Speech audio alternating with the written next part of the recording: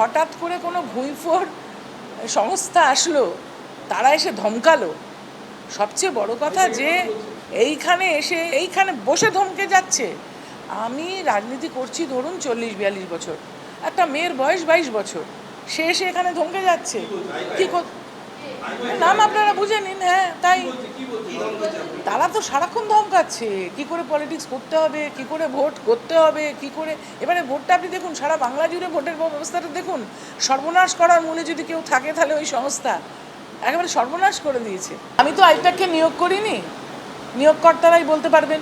কিন্তু ওইটুকুটুকু বাচ্চা ছেলেমেয়েরা কীভাবে আমাদেরকে কর্মীদেরকে হেনস্থা করেছে, কর্মীদেরকে গালমন্দ করেছে, এবং ওনাদের চালিত পথ নিশ্চয়ই সঠিক ছিল না, যার জন্য এই বিপর্যয় বলে আমার মনে হয়। জেলা সভাপতি পদ এবার ছাড়লেন কাকলি ঘোষ দস্তিদার। সুব্রত বক্সিকে পদত্যাগপত্র পাঠালেন তৃণমূল সাংসদ। তৃণমূলের বারাসাতের জেলা সভাপতির পদ থেকে ইস্তফা দিয়েছেন কাকলি ঘোষ দস্তিদার। তৃণমূল রাজ্য সভাপতি সুব্রত বক্সিকে চিঠি দিয়েছেন কাকলি ঘোষ দস্তিদার।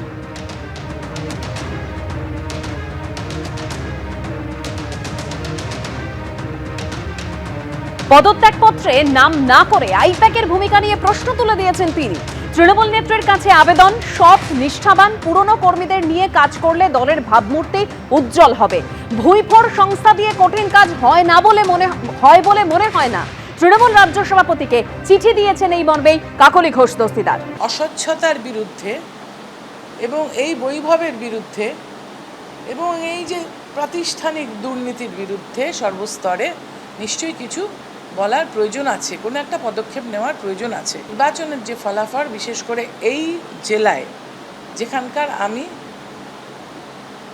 সাংগঠনিক সভাপতি, আমাকে কিন্তু তার দায়ভার নিয়ে নৈতিক অধিকার আমার আছে যে এটা স্বীকার করে নেওয়া যে নিশ্চয়ই আমারও কোনো ভুলভ্রান্তি আছে দল পরিচালনায়, যার জন্য এই রেজাল্ট হয়েছে।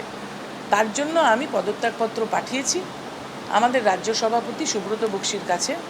আমি সভাপতির পদ থেকে পদত্যাগ করেছি। দুর্বৃত্তায়ন ঘটেছে সর্বস্তরে, এবং সেই দুর্বৃত্তায়ন মধ্যবিত্ত মানুষ নেয় না, এবং যে অসৎ আচরণ ঘটেছে সেটাও মানুষ নেয় না।